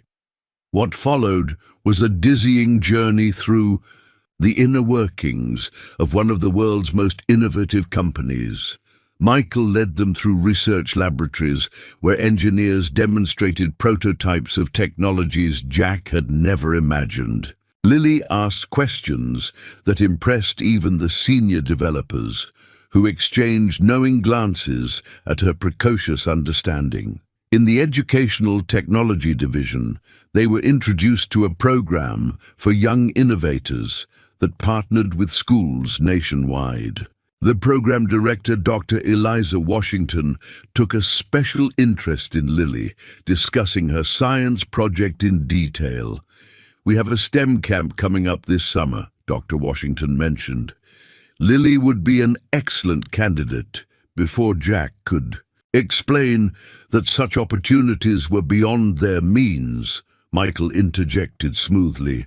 "I believe Miss Chen has already earmarked a spot for Lily, pending her interest." Jack felt a complex mixture of gratitude and discomfort. Alexandra's generosity was becoming a pattern that both impressed and unsettled him. They were examining a display of the company's accessibility technology evolution when Alexandra appeared. She moved with purpose, her right arm no longer in a sling, but still held carefully. Despite the month that had passed since the crash, Jack was struck by how vividly he remembered her. The precise angle of her jawline, the intensity of her gaze, the measured cadence of her speech. "Jack, Lily," she greeted them warmly. "I'm so pleased you could come." Lily rushed forward, momentarily forgetting the corporate setting in her excitement. "Ms. Chen, your building is amazing. We saw the neural interface lab and the education center," and Alexandra laughed, a genuine sound that transformed her professional demeanor. "I'm glad you're enjoying it, and please, it's Alexandra." She turned to Jack, extending her hand. Their handshake was brief but carried the same unspoken connection he'd felt at their parting a month ago. "How's the arm?" he asked. "Healing well," she replied. "The doctors say I was fortunate." "The pilot was skilled," Jack observed, "even in crisis." A shadow crossed her features momentarily. "Yes, well, I've had a lot of time to think about that night." She glanced at her watch. "I have a meeting with investors in 30 minutes, but I'd like to show you both something first." Alexandra led them to her private office, a space that managed to be simultaneously impressive and surprisingly practical. One wall displayed a collection of framed photographs, Alexandra with world leaders, receiving awards, speaking at conferences. Among them, Jack noticed a new addition. Alexandra standing between an elderly Asian man and a small aircraft, all three wearing aviator, sunglasses and smiling. "My grandfather," she explained, following Jack's gaze, "taken last weekend. I've been visiting him more frequently since the accident." She moved to her desk and pressed a button. A section of wall slid open, revealing a private conference room. Inside, a table displayed what appeared to be advanced hardware components and specialized tools. "This is where I work on my personal projects," Alexandra explained. Away from the corporate environment, she picked up what looked like a sleek headset. "This is what I was transporting the night of the crash. The prototype for our newest innovation. It allows people with severe mobility limitations to control complex systems with minimal eye movement and neural inputs." Lily approached reverently, her expression awed. "You made this?" "With a team of brilliant engineers," Alexandra nodded. "But yes, the core concept was mine." She glanced at Jack. "I'd like your input on something, actually. The housing has been giving us problems. It's either too fragile or too heavy." Jack raised his eyebrows in surprise, but accepted the component Alexandra handed him. A curved piece of composite material designed to house sensitive electronics. He turned it over in his hands, feeling the weight distribution, examining the connection points. "What if you honeycomb the interior structure?" he suggested after a moment. "Maintain structural integrity, but reduce weight by about 30%. Alexandra's eyes lit up. "Show me." For the next 20 minutes, Jack sketched his idea on a tablet while Alexandra asked targeted questions. They fell into an easy collaboration that felt surprisingly natural despite their different backgrounds. Lily watched in fascination as her father, the small-town mechanic, discussed advanced material science with the tech CEO as if they were long-time colleagues. Eventually, Michael appeared at the door, discreetly signaling that Alexandra's investors had arrived. "I have to go," she said reluctantly. "But Jack, this is exactly the solution we've been looking for. Would you mind if our engineering team consulted with you further?" Before Jack could respond, Michael added, "The gala begins at 7 this evening. A car will collect you at 6:30. The gala." Jack had almost forgotten the primary reason for their visit, Horizon's product launch celebration. He nodded, suddenly aware again of the vast differences between their worlds. "We'll be ready," he assured them, though the thought of navigating a high-society corporate event filled him with dread. Jack tugged uncomfortably at his collar, the rental tuxedo fitting poorly across his shoulders. In the hotel bathroom, he'd spent 15 minutes wrestling with his father's cufflinks, the tarnished silver squares finally cooperating after numerous attempts. His reflection in the mirror looked like a stranger, a man playing dress-up, about to walk into a world where he didn't belong. "Dad, you look so handsome." Lily emerged from her bedroom in a new dress Alexandra had sent over that afternoon. Midnight, blue with subtle sparkles that reminded Jack of the night sky over their farmhouse. "And you look beautiful, kiddo," he smiled, momentarily forgetting his discomfort. "Your mom would be so proud." The gala was held in the magnificent rotunda of San Francisco City Hall, transformed for the evening into a showcase of technology and opulence. Crystal chandeliers cast a warm glow over the marble interior, while interactive displays highlighted Horizon's innovations. Waiters circulated with champagne and hors d'oeuvres that Jack couldn't pronounce. Lily clutched his arm. As they entered, her earlier excitement tempered by the intimidating grandeur. Jack spotted Alexandra immediately, a commanding presence in a simple black gown, surrounded by attentive executives and dignitaries. She caught his eye across the room and excused herself from her conversation. "You made it," she said warmly, approaching them. "Lily, you look lovely." "And Jack," she paused, her gaze taking in his uncomfortable formal wear with a hint of amusement. "Very distinguished." "I feel like an imposter," Jack admitted quietly. "Trust me." Alexandra leaned closer. "Half the people here feel the same way. They're just better at hiding it." She offered her arm. "Come, there are some people I'd like you to meet." The next hour passed in a blur of introductions. Alexandra skillfully contextualized Jack's presence, emphasizing his mechanical ingenuity and his contribution to the prototype housing design without mentioning the crash. Jack appreciated her discretion and found himself relaxing slightly as engineers engaged him in genuine conversation about materials and structural design. Lily was introduced to Dr. Washington again, who promptly whisked her off to meet young engineers from the educational outreach program. Jack watched his daughter bloom under the attention, her natural intelligence shining in this environment that valued such gifts. "She's remarkable," Alexandra observed, appearing at his side with 2 glasses of water. "Much like her father." Jack accepted the water gratefully. "She deserves opportunities I can't give her." "Perhaps that could change," Alexandra suggested cryptically. Before Jack could question her meaning, a tall, silver-haired man approached them, with the confident stride of someone accustomed to commanding attention. "Alexandra," the man greeted her with practiced charm. "Spectacular event, as always." Alexandra's posture shifted subtly, almost imperceptibly, but Jack caught the slight stiffening of her shoulders. "Victor," she acknowledged coolly. "I wasn't aware you were on the guest list." "Last-minute addition," Victor smiled, his gaze sliding to Jack. "And who is your friend?" "Jack Reynolds," Alexandra replied. "A talented mechanical engineer consulting on our new prototype." "Jack, this is Victor Mercer, CEO of Mercer Technologies." Jack recognized the name immediately.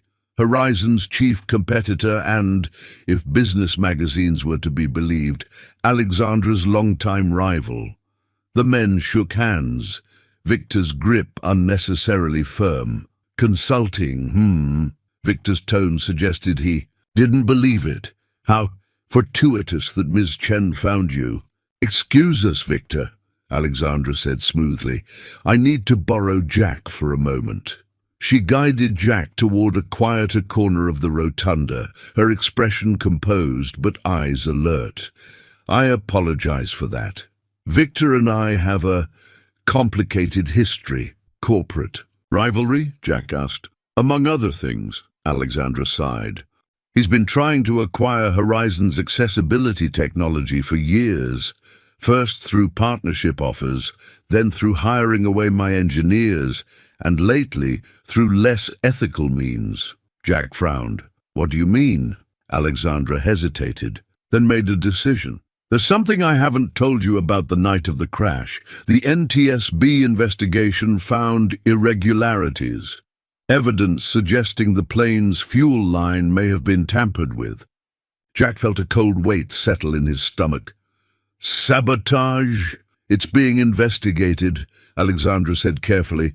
Nothing conclusive yet. Their conversation was interrupted by the beginning of the formal presentation. Alexandra excused herself to prepare for her keynote speech, leaving Jack to find Lily and take their seats near the front, positions of honor Alexandra had arranged. The lights dimmed as Alexandra took the stage, commanding the attention of the assembled tech elite with natural authority. She spoke eloquently about Horizon's mission to create technology that expanded human potential, particularly for those with disabilities. Jack found himself captivated by her vision, her genuine passion evident beneath the polished corporate presentation. Tonight, Alexandra concluded, we unveil the next evolution in accessibility technology. The Horizon neural interface will allow individuals with severe mobility limitations to control complex systems with minimal physical input. The demonstration that followed was remarkable. A young woman with advanced ALS used the sleek headset to operate computers, environmental controls, and communication systems using only subtle eye movements and neural impulses. The audience applauded enthusiastically as the woman, speaking through the device, explained how the technology would transform her independence. As the presentation ended and the crowd dispersed for more networking, Jack noticed a hotel staff member discreetly hand him a folded note. Inside was a message in Alexandra's handwriting. Meet me in the side office. Important. Jack found the designated room and entered to find Alexandra bent over a laptop, her expression tense. Close the door, she instructed without looking up. I need your eyes on something. She turned the screen toward him. These are photos from the NTSB investigation of my plane. You have mechanical experience. What do you see? Jack studied the images carefully, professional interest overriding his confusion about being consulted. The photos showed the damaged fuel system from Alexandra's aircraft, focusing on specific components. This fuel line was deliberately compromised, he said after a moment, pointing to a particular image. See this scoring mark? That's not accidental damage or mechanical failure. Someone knew exactly where to create a slow leak that would cause engine failure after takeoff, but before you reached your destination. Alexandra's expression darkened. You're certain? I spent 10 years identifying sabotage on military vehicles in combat zones, Jack confirmed. This is deliberate. She sat back, absorbing this information. I suspected as much, but needed confirmation from someone I could trust. The weight of her words, that she considered him trustworthy, wasn't lost on Jack. You think Mercer is behind this? I don't have proof, Alexandra said carefully, but the timing is suspicious. The prototype I was carrying contained proprietary neural interface algorithms that would have given whoever possessed them a significant competitive advantage. Jack's mind raced. You need to report this to the authorities. I have, Alexandra assured him. But corporate espionage is difficult to prove, and an accusation against Mercer without concrete evidence would create more problems than solutions. She closed the laptop, her decision made.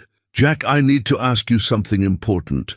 The housing modifications you suggested for the neural interface, they've significantly improved the prototype's functionality. I'd like to offer you a position at Horizon Technologies, heading a new practical applications division. The abrupt change of subject caught Jack off guard. What? You have a unique perspective and skill set that my engineers lack. Practical. Experience with how things work in the real world, not just in theory. And Lily could attend the best schools in San Francisco, participate in our Young Innovators program. Jack's mind reeled at the offer, at its implications for him and Lily, at the dramatic change it represented. Before he could formulate a response, Michael burst into the room, his typically composed demeanor shattered. Alexandra, we have a security breach, he reported urgently. Someone's attempting to access the prototype server remotely. The pattern matches the previous attempts.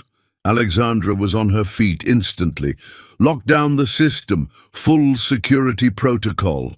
As Michael rushed out, Alexandra turned to Jack. I need to handle this. Think about my offer. We'll talk later. Left alone in the office, Jack found himself staring at the laptop screen, still displaying the evidence of sabotage. The evening had taken an unexpected turn, revealing dangers he hadn't anticipated and opportunities he'd never imagined. He thought of Lily, thriving among the young engineers, and of Alexandra's world of innovation and purpose. Then he thought of his quiet farmhouse, his grandfather's truck, and the simple life he'd built. The choice before him seemed impossible: remain in the comfortable limitations of his familiar world, or step into an unknown future filled with both promise and peril. 3 days after returning home from San Francisco, Jack stood in his newly repaired truck, staring at the farmhouse that had sheltered generations of his family. Alexandra's offer echoed in his mind, presenting a future he'd never imagined possible. The security badge she'd given him, granting temporary access to Horizon's facilities, sat on the kitchen table, a tangible link to that other world. The phone rang, pulling him from his thoughts. It was Alexandra. Have you considered my offer? She asked without preamble. I have, Jack replied. It's just a big change. I understand, Alexandra said, her tone softening, but sometimes big changes are worth the risk. Jack glanced toward the house, where Lily was working on her science project, now significantly advanced after her time at Horizon Technologies. It's not just me I have to consider. Of course, Alexandra acknowledged. Lily's future is paramount. That's partly why I'm calling. Dr. Washington has formally invited Lily to join our Young Innovators summer program. Full scholarship. Jack closed his eyes, conflicted. The opportunity for Lily was extraordinary, but accepting would mean further obligation to Alexandra. That's incredibly generous. It's not generosity, Jack. It's investment in talent. Alexandra paused. There's something else you should know. The security breach at the gala, it was more serious than we initially thought. Someone accessed preliminary schematics for the neural interface. Mercer? Jack asked. We can't prove it yet, Alexandra replied. But yes, likely. Which brings me to another reason for my call.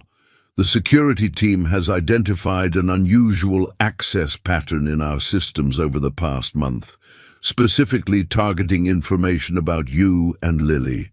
Jack straightened, paternal instinct flaring. What kind of information? Background checks, residential details, travel arrangements. Nothing immediately concerning, but enough to suggest you've drawn attention you wouldn't have had without your connection to me and Horizon. The implication was clear. Jack and Lily's involvement with Alexandra had potentially placed them in the crosshairs of corporate espionage. "What are you saying exactly?" Jack asked, though he already knew. "I'm saying that whether or not you accept my job offer, you and Lily should consider relocating temporarily, at least until we've contained the security situation." Alexandra's voice was carefully neutral, but Jack detected genuine concern beneath. Her professional tone. "Moved to San Francisco," Jack clarified. "It would be the safest option," Alexandra confirmed. "I've taken the liberty of arranging secure accommodations, a company residence with full security protocols. No obligation regarding employment. This is purely a safety precaution." Jack watched through the window as Lily adjusted a component. On her science project model, her face alight with concentration. "Let me think about it," he said finally. After ending the call, Jack entered the house to find a package had been delivered. A small, unmarked envelope containing photographs of him and Lily at the San Francisco airport, at the Horizon Technologies building, and entering their hotel.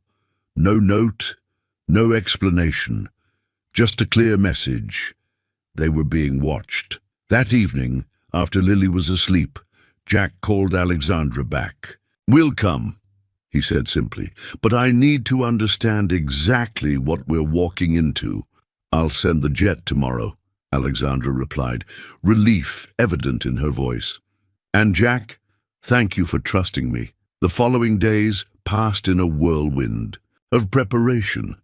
Jack took a leave of absence from both jobs, arranged for Mrs. Rodriguez to watch the house, and packed only essentials. He told Lily they were going to San Francisco for her to attend a special science program, presenting it as an adventure rather than a security concern. 3 days after receiving the anonymous photographs, Jack and Lily boarded Alexandra's private jet. As the farmhouse receded below them, Jack felt a strange mixture of apprehension and anticipation. They were leaving behind everything familiar, flying toward uncertainty, and toward Alexandra Chen, the woman whose crashed plane had inexplicably altered the trajectory of their lives. "Dad," Lily asked, looking up from her tablet where she'd been studying materials from the Young Innovators program, "are we doing the right thing?" Jack placed his hand over hers, finding comfort in the one certainty in his shifting world. "I don't know, kiddo, but we're doing it together." Alexandra's secure accommodations turned out to be a stunning penthouse apartment overlooking the bay, occupying the entire top floor of an exclusive building owned by Horizon Technologies. Floor-to-ceiling windows revealed panoramic views of the Golden Gate Bridge, while state-of-the-art security systems, discreetly integrated into the elegant decor, provided constant protection. "This is where you live?" Jack asked as Alexandra gave them a brief tour. She shook her head. "No, this is one of Horizon's executive residences used for visiting dignitaries or team members requiring enhanced security. My place is actually much smaller." Jack found this difficult to believe, but appreciated her attempt to minimize the wealth gap between them. The apartment contained 3 bedrooms, a gourmet kitchen, and a living space larger than Jack's entire farmhouse. Lily ran from room to room in amazement, eventually discovering that the smaller bedroom had been furnished specifically for her, complete with a junior engineering workstation and science books. "Security teams monitor the building perimeter 24/7, Alexandra explained, indicating discrete cameras and sensor panels. "Your biometrics have been added to the system, so you'll have full access to all facilities. Diana will be your primary security contact." Jack nodded, recognizing the former military woman who had been part of Alexandra's team after the crash. "Is all this really necessary?" Alexandra's expression turned serious. "We've identified 3 separate intrusion attempts into our personnel files regarding you and Lily. Someone is very interested in your connection to Horizon Technologies." Later that evening, after Lily had finally fallen asleep, exhausted from the excitement, Jack found Alexandra in the living room, working on her tablet. She'd changed from her business attire into simple loungewear, the most casual he'd ever seen her, yet still somehow elegant. "She's finally down," Jack said, accepting the glass of whiskey Alexandra offered. "Thank you for all this, but I'm still not sure I understand what's happening." Alexandra set aside her tablet. "The Icarus project represents a technological breakthrough worth billions, not just the device itself, but the algorithms and neural interface technology behind it. Someone, likely Mercer, has been trying to obtain that technology through increasingly aggressive means. And they think I'm involved somehow. They know you saved my life after the crash," Alexandra explained. "They likely suspect I shared information with you, or that you might have salvaged something from the wreckage." Jack frowned. "But I didn't." "They don't know that," Alexandra pointed out. "And more importantly, they've seen us together at Horizon headquarters, collaborating on the prototype housing. From the outside, it appears you've become a trusted associate." "Which I'm not," Jack said carefully. Alexandra met his gaze directly. "Aren't you?" The question hung between them, laden with meanings beyond professional association. Jack looked away first, uncomfortable with the implications. "My offer still stands," Alexandra continued after a moment. "Head of Practical Applications Division. The housing modifications you suggested have already improved performance by 38%. That kind of practical ingenuity is exactly what Horizon needs," Jack sighed. "I'm a mechanic and a part-time waiter, Alexandra. I fix engines and serve coffee. I don't belong in a tech company." "You're underselling yourself," Alexandra countered. "You were a senior mechanical specialist in the Army, responsible for maintaining mission-critical equipment in combat zones.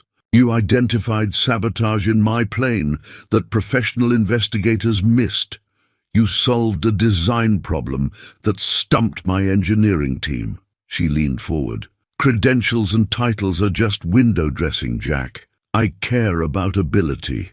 Before Jack could respond, his phone buzzed with a text from an unknown number. He opened it to find a single line. "Ask Chen about the real reason behind Project Icarus." Jack stared at the message, then showed it to Alexandra. Her expression remained neutral, but a subtle tension appeared around her eyes. "Attempting to create discord," she said dismissively. "Standard corporate espionage tactic. Is there a real reason I should know about?" Jack pressed. Alexandra hesitated, then stood. "Come with me. There's something I should show you." She led him to her home office and activated a secure terminal. "What I'm about to share is known only to 5 people in the company." The screen displayed medical imaging, brain scans labeled with Alexandra's name and a date from 3 years earlier. "I developed early-onset Parkinson's disease," she said quietly. "The Icarus neural interface technology was initially conceived as a solution for my own condition. It's since evolved into something much broader, but the personal motivation remains." Jack absorbed this revelation, understanding dawning. "That's why this matters so much to you." Alexandra nodded. "Not just for me, for millions like me. And Mercer wants to control it, patent it, and profit from it, limiting access to those who can afford premium prices." The elegant invitation to Horizon's official product launch appeared on the coffee table between them, embossed with the company. logo and tomorrow's date. The event that would introduce Icarus to the world and potentially make it a target for those who sought to control it. The San Francisco Convention Center buzzed with anticipation. Tech journalists, industry executives, accessibility advocates, and medical professionals filled the auditorium, awaiting Horizon Technologies' revolutionary announcement. Behind the scenes, Jack adjusted Lily's headset, a simplified version of the Icarus prototype, customized for her demonstration role. "Nervous, kiddo?" he asked, checking the connections one last time. Lily shook her head, excitement evident in her bright eyes. "Alexandra said I'm a natural. I just have to focus on the targets, and the headset does the rest." Jack smiled, marveling at his daughter's confidence in this high-stakes environment. When Alexandra had asked if Lily would participate in the demonstration, showing how intuitive the interface was, even for young users, Lily had jumped at the chance. Now she would be on stage in front of thousands, representing a technology that could change countless lives. 5 minutes to curtain, a stage manager announced, hurrying past. Jack gave Lily's shoulder a reassuring squeeze before heading to his assigned position. As a last-minute addition to the security team, Alexandra's idea, given his military background and first-hand knowledge of the sabotage attempts, he had a unique vantage point of both the stage and audience. Diana intercepted him near the side. "Entrance. Security sweep is complete. All personnel have been verified." She handed him an earpiece. "Channel 3 if you spot anything unusual." Jack positioned himself at the left wing of the stage, scanning the packed auditorium. His gaze paused on a familiar silver-haired figure in the front row, Victor Mercer watching the stage with calculated interest. Jack tapped his earpiece. "Mercer is here. Front row. Center." "Acknowledged," Diana's voice replied. "We're tracking him." The lights dimmed, and Alexandra Chen walked onto the stage to thunderous applause. She wore a simple charcoal suit, her dark hair framing a face composed with professional confidence. Only Jack, who had come to read her subtle expressions, noticed the slight tension in her jawline, the only indication of what this moment truly meant to her personally. "Thank you for joining us today," Alexandra began, her voice steady and commanding. "At Horizon Technologies, we've always believed that technology should expand human potential, not just for some, but for all." She outlined the history of Horizon's accessibility initiatives, building toward the revelation of their newest innovation. Jack divided his attention between her presentation and the audience, alert for any suspicious movement. "Today, we introduce the next evolution in neural interface technology," Alexandra announced. "A system that translates minimal physical input into complex digital commands, offering unprecedented independence to individuals with mobility limitations."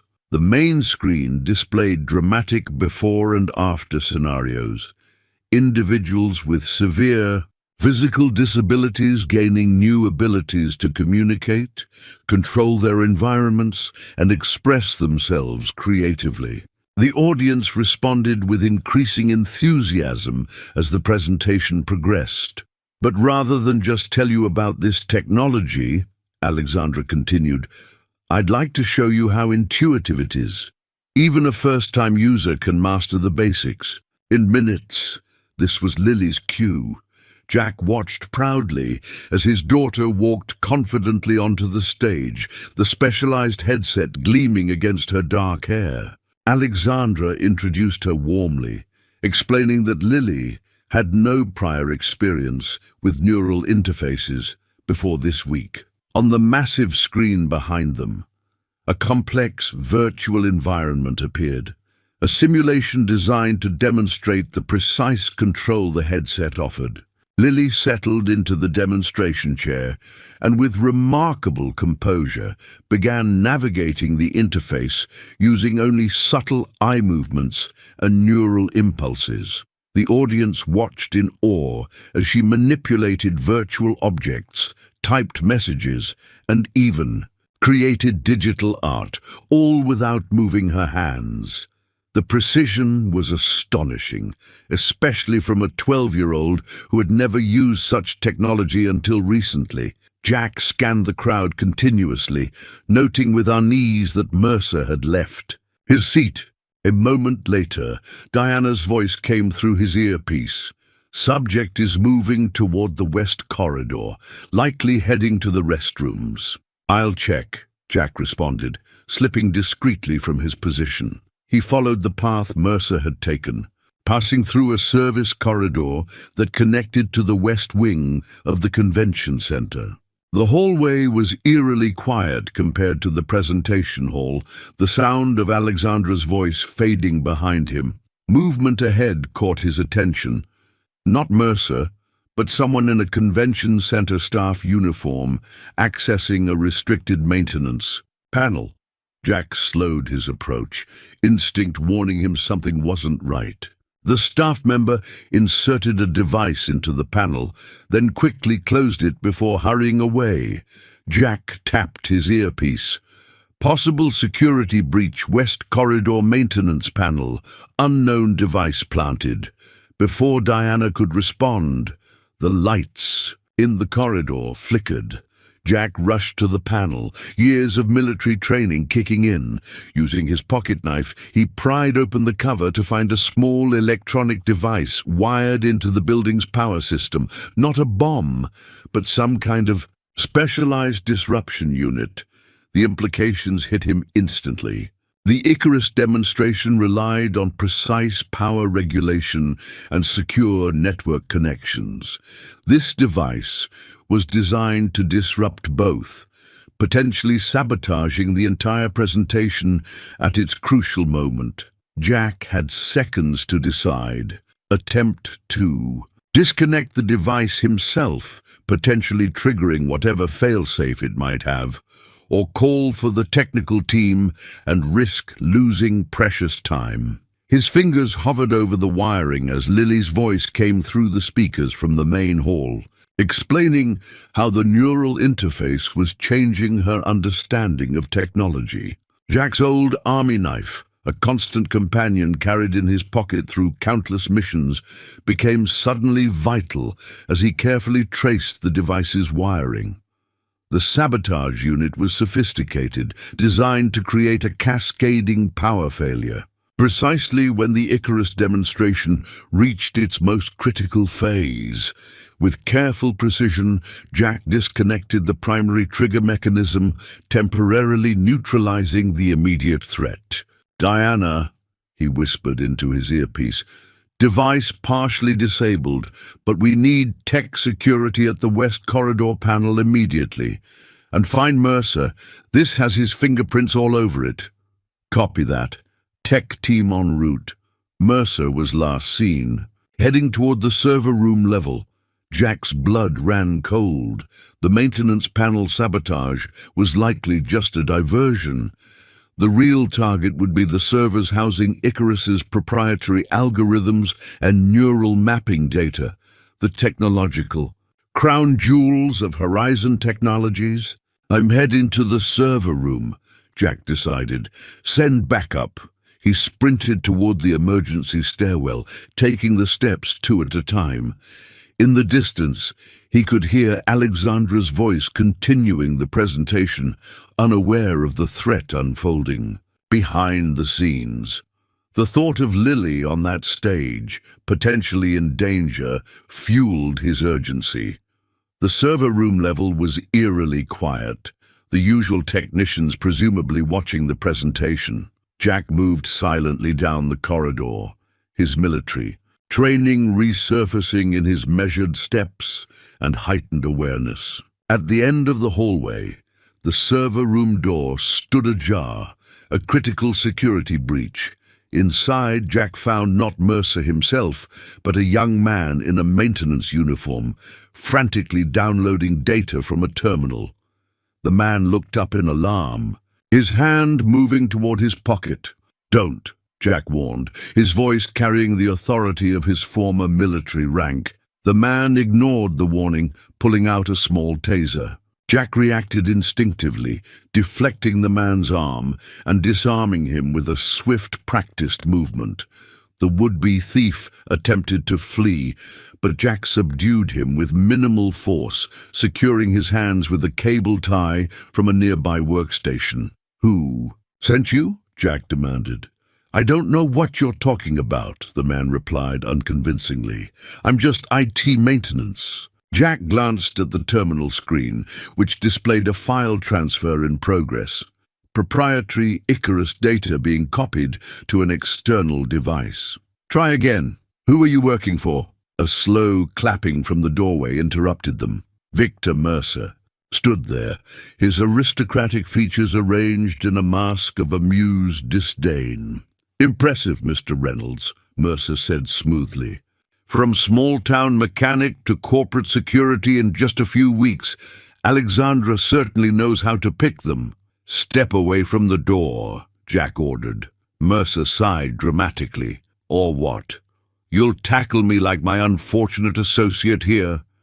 "I'm simply touring the facility, a courtesy extended to visiting executives, while your associate steals proprietary technology," Jack countered.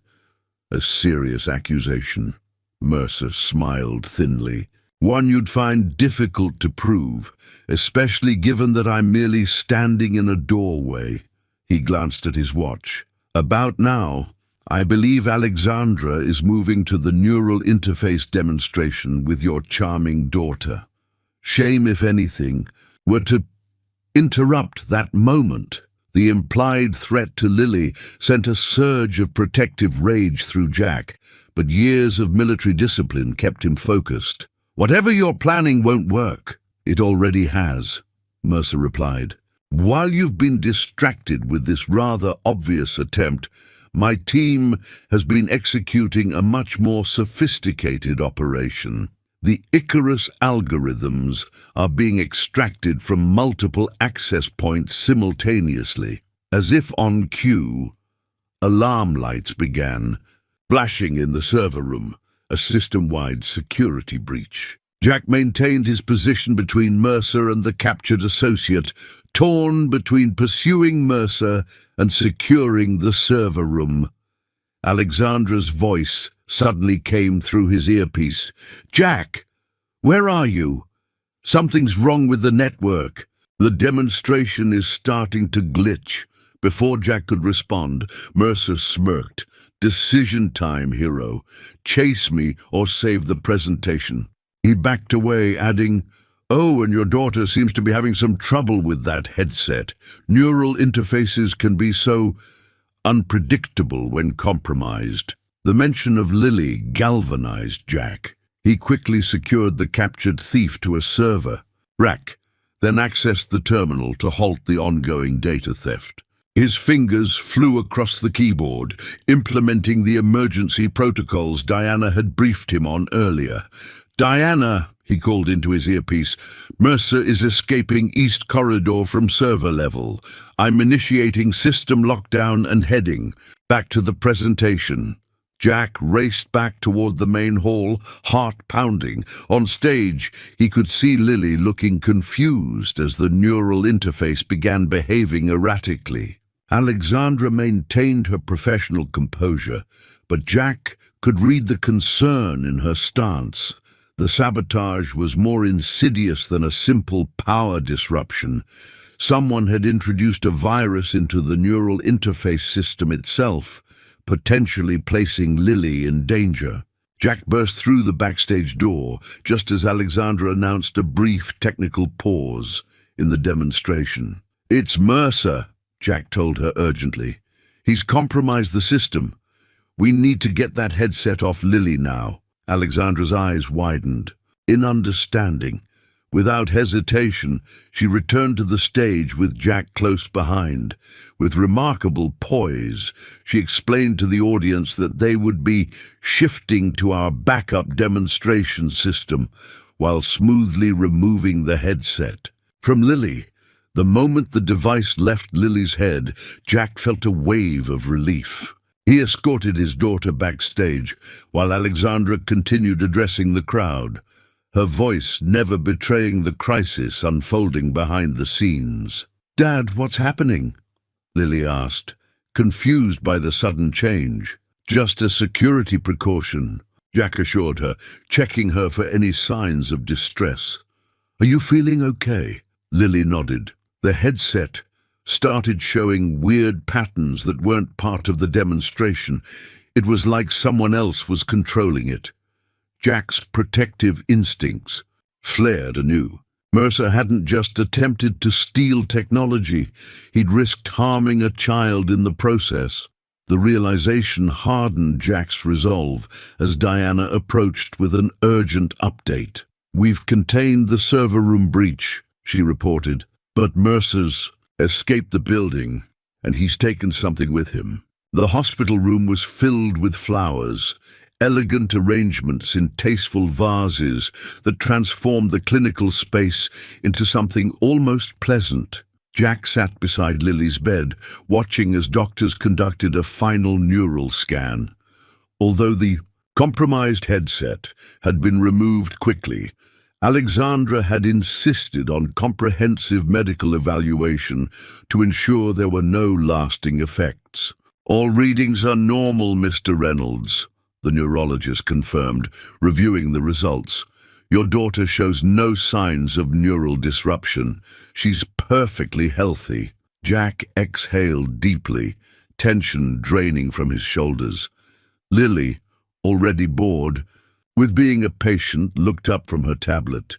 "Can we go now, Dad? I told you I felt fine." "Just following protocol, kiddo." Jack smiled, ruffling her hair. "Better safe than sorry." As the medical team departed, Alexandra appeared in the doorway. She had maintained her public composure throughout the chaotic aftermath of the presentation, but now, in the privacy of the hospital room, fatigue showed in the shadows beneath her eyes. "Good news?" she asked. Jack nodded. "Clean bill of health." Alexandra's relief was visible as she approached Lily's bedside. "I'm so sorry you went through this. The security breach should never have reached the demonstration systems."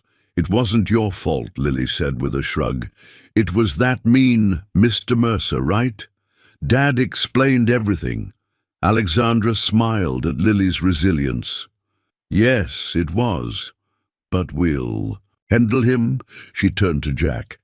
"The authorities have issued a warrant for Victor's arrest. The evidence from the server room is irrefutable." "And the technology he stole?" Jack asked quietly. "Incomplete," Alexandra replied. "Our security team managed to corrupt key components during transfer. What Victor has is essentially unusable without the complete algorithm sequence." Jack's former employers had called twice during their hospital stay, concerned about his extended absence. The garage had offered to hold his position for another week. The diner had already hired a replacement. The reality of his interrupted life hung between Jack and Alexandra, unspoken but present. "I still want you to consider my offer," Alexandra said, seemingly reading his thoughts. "After what you did today, Jack, you belong at Horizon. Your instincts and practical thinking saved not just the technology, but potentially lives." An orderly arrived with discharge papers, interrupting the moment. As Jack completed the forms, he caught sight of the elegant flower arrangement on the bedside table. The small card nestled among the blooms read simply, "To New Beginnings, AC." 6 months later, Jack stood at the window of his new home. a modest but comfortable three-bedroom house in a quiet San Francisco neighborhood, equidistant between Horizon Technologies headquarters and Lily's new school. The morning sun cast a golden glow over the small garden where native plants were beginning to establish themselves. It wasn't the sprawling farmland of his previous life, but it had become home nonetheless. In the kitchen, Lily prepared for school, excitedly discussing her latest project with the Young Innovators program. Her transformation had been remarkable, from a quiet, sometimes withdrawn child to a confident young person thriving in an environment that celebrated her intelligence and creativity. "Dad," Ms. Washington says, "my accessibility design might qualify." "For the Junior Patent Program," Lily called out, stuffing notebooks into her backpack. "Can you believe it? I could have a real patent before I'm 13. Jack smiled, still adjusting to this new reality where his daughter spoke casually about patents and neural interfaces. "That's amazing, Lily Pad. Your mom would be so proud." The mention of Sarah no longer brought the sharp pain it once had. Time and new beginnings had softened the edges of loss, allowing space for both remembrance and forward movement. Jack's phone buzzed with a message from his team at Horizon. As Director of Practical Applications, he oversaw the development of real-world implementations for the company's theoretical innovations. His department had quickly become essential, bringing a grounded perspective that balanced the sometimes overly ambitious visions of the research division. The transition hadn't been without challenges. Jack had initially felt like an imposter among the advanced degree holders and lifelong tech enthusiasts. But his practical approach and mechanical intuition had earned respect, and he'd gradually found his place in Alexandra's world of innovation. The final payment for Sarah's medical bills had been processed the previous week, a milestone that represented closure on the financial burden that had defined his life for years. Jack had marked the occasion quietly, visiting the ocean with Lily to scatter a small portion of Sarah's ashes, a symbolic release of the past. "Ready to go?" Lily asked, appearing at his side. Jack nodded, picking up his own bag, a leather satchel, that had replaced his mechanic's toolbox as his daily companion. "Alexandra's joining us for dinner tonight, remember?" Lily's face lit up. "I remember. I'm going to show her my new design sketches." As they stepped outside, Jack noticed the neighbor's roses blooming, the same variety Sarah had once planted at the farmhouse. Some connections, he reflected, remained unbroken despite all the changes life brought. 1 year to the day after the plane crash, Jack, Lily, and Alexandra stood in the cornfield where it had all begun. The farmhouse behind them looked different now, renovated but respectful of its history, a weekend retreat rather than a daily burden. Local contractors had restored the sagging porch, repaired the roof, and updated the systems, but the soul of the place remained intact. "Hard to believe it's been a year," Jack said, gazing at the spot where he'd pulled Alexandra from the burning wreckage. The field had long since recovered, corn growing tall and healthy where destruction had once scarred the earth.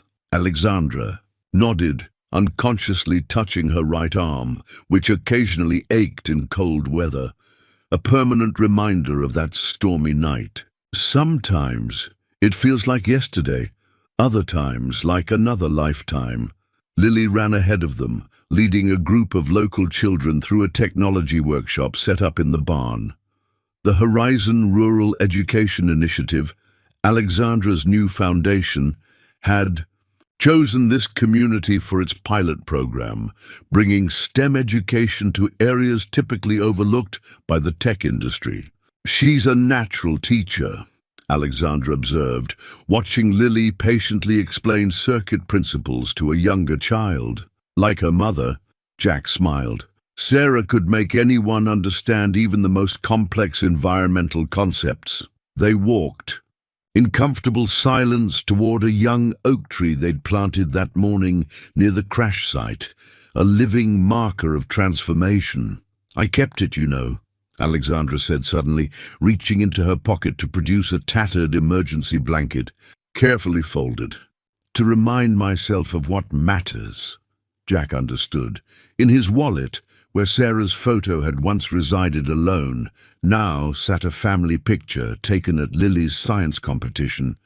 The three of them, smiling together, Lily proudly holding her first place ribbon. As they approached the farmhouse, Jack noticed his restored truck parked beside Alexandra's new vehicle, a practical SUV that had replaced her executive sedan. The juxtaposition of old and new, practical and innovative, seemed a fitting metaphor for the life they'd built. Inside, Jack moved Sarah's photograph from its solitary place of honor to join the new family picture on the mantel, not replacing the past, but allowing it to exist alongside the present. A continuation rather than an ending. "Ready?"